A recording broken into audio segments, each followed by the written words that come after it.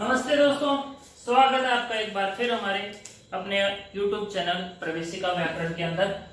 अब तक हम सर्वनाम संज्ञक शब्दों को पढ़ रहे हैं। सर्वनाम संज्ञक शब्द, ठीक है, जिनमें से 35 शब्द होते हैं जिनकी सर्वनाम संज्ञा यहाँ पर होती है सर्वादीनि सर्वनामानि सूत्र से। सर्वादि सर्वनामानि, इस सूत्र के यहां से अपने सर्वनाम संज्ञा होती है 35 शब्दों की। उसमें हम जो सर्व शब्द था उसकी सभी सिद्धियों को यहाँ पर हम हल कर चुके हैं। जो हमारे सर्व शब्दों से जो सिद्धियां बनी थी उसके अंदर हमने सर्वे बनाई, ठीक है, और एक बार हम इनको एक वचन द्विवचन के हिसाब से कर लेते हैं। एक वचन, द्विवचन और बहुवचन, ठीक है। बहुवचन में हमने सर्वे बनाई और यहां प्रथमा के अंदर, द्वितीया में हमने कोई सिद्धि नहीं बनाई इसकी, तृतीया में कोई नहीं बनाई। फिर आते हैं हम चतुर्थी में। चतुर्थी में हमने यहाँ पर सर्वस्वी बनाया, ठीक है, सर्वस्वी चतुर्थी एक वचन में। फिर पंचमी में हमने यहाँ पर सर्वस्मात् बनाया।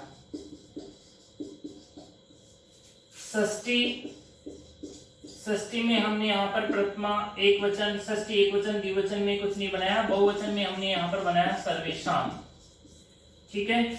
और फिर आया सप्तमी। सप्तमी में हमने यहाँ पे सर्वस्वी बनाया, ठीक है। तो ये 5 सिद्धियां थी जो सर्व शब्दों से हमने बनाई। अब उसके बाद में यहाँ पर शब्द आता है, एक तो उभ और एक उभय। इन 2 शब्दों से बनने वाली सिद्धियां, कोई अलग तरीके से ये सिद्धियां नहीं बनेगी। जिस तरह से ये सिद्धियां बनी हैं सेम उसी प्रोसेस से, उसी तरीके से उभ और उभय शब्द की सिद्धियां बनने वाली है, ठीक है।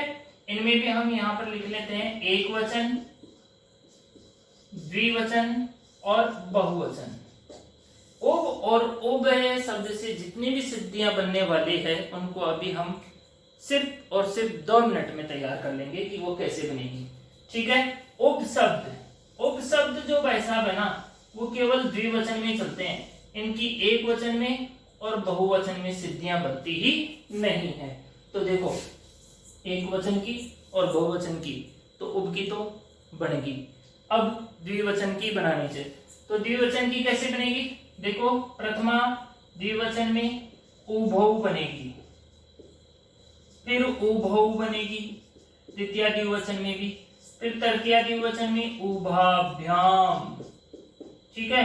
फिर चतुर्थी द्विवचन में भी उभाभ्याम, पंचमी द्विवचन में भी उभाभ्याम, षष्ठी द्विवचन में उभो, उभयोः जैसे रामयोः, और सप्तमी द्विवचन में भी उभयोः।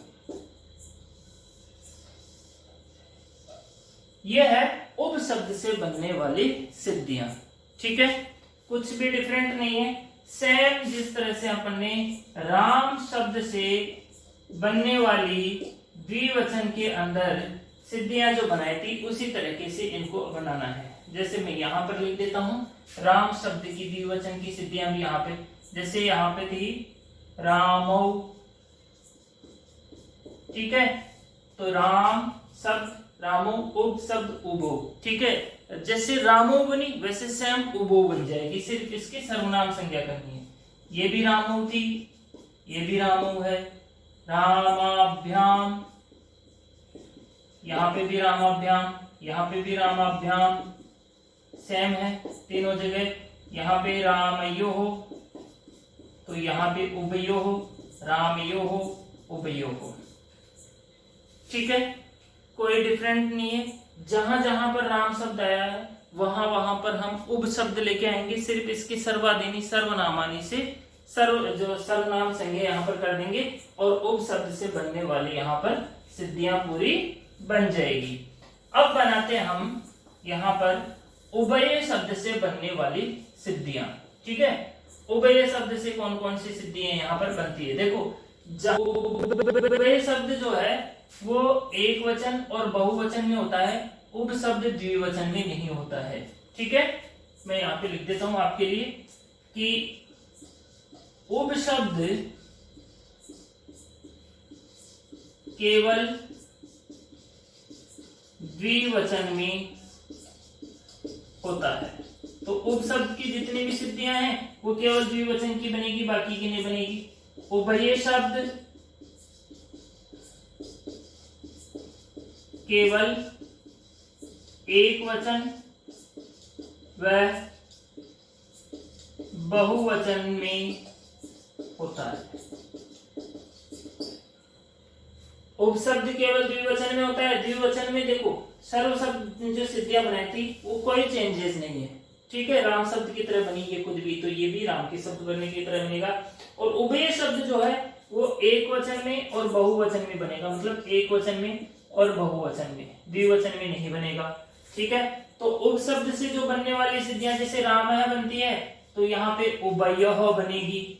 उभय शब्द से बनने वाली सिद्धियां द्विवचन में बनेगी नहीं, तो यहाँ पे सर्वे बनी तो यहाँ पे उभये बनेगी।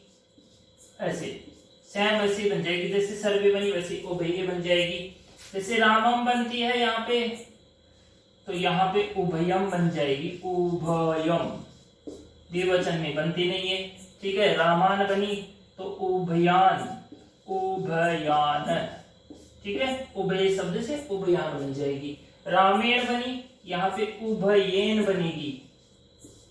न रहेगा, न नहीं होगा क्योंकि यहाँ पे न और से नहीं, इसलिए अटकोपवान नमो वय वाय नहीं आएगा, न का नहीं रहेगा, ठीक है, हलंत नहीं है। द्विवचन में नहीं बनेगा। जैसे यहाँ पे रामे ही बनी थी तो यहाँ पे उभय ही बनेगी तृतीया बहुवचन में। फिर सर्वस्मयी बनी है ना तो यहाँ पे उभयस्मयी बनेगी,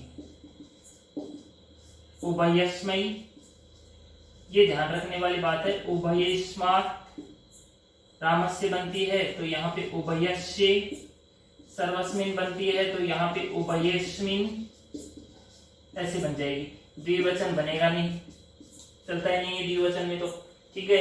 यहाँ पे उभय बनी, उभयेभ्ये, रामेभ्ये बनती है ना वैसे उभयेभ्ये, फिर उभयेभ्ये शैम, फिर यहाँ पे उभयेभ्याम रामेषु बनती है तो यहाँ पे उभयेषु बन जाएगी।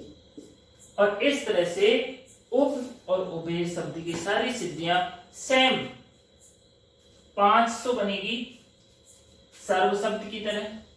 एक तो बनेगी उभय, एक बनेगी उभयस्मयी, उभयस्मात्, उभयस्मिन और उभयेषाम्। ये तो अपन ने लिखी नहीं यहाँ पे, ठीक है। षष्ठी के अंदर जो बनेगी षष्ठी वचन में उभयेषाम्, सुट का आगम हो जाएगा यहाँ पे और बन जाएगी उभयेषाम्, ठीक है। बाकी सारी सिद्धियां राम शब्द की तरह बनेगी और 5 जो है वो सर्व शब्द की तरह बनेगी। तो ये था अपना उपशब्द से बनने वाली सिद्धियों के प्रकार। अगर आपको फिर भी समझ में नहीं आता है तो आप मुझे कमेंट करें, मैं आपको कोई भी सिद्धि जो है आपको समझ में नहीं आ रही उसको मैं यहाँ पे आगे बनाकर आपको पोस्ट कर दूंगा। आपको पसंद आया हो शेयर करें, सब्सक्राइब तो कर ही दीजिए, ठीक है। थैंक्स, धन्यवाद।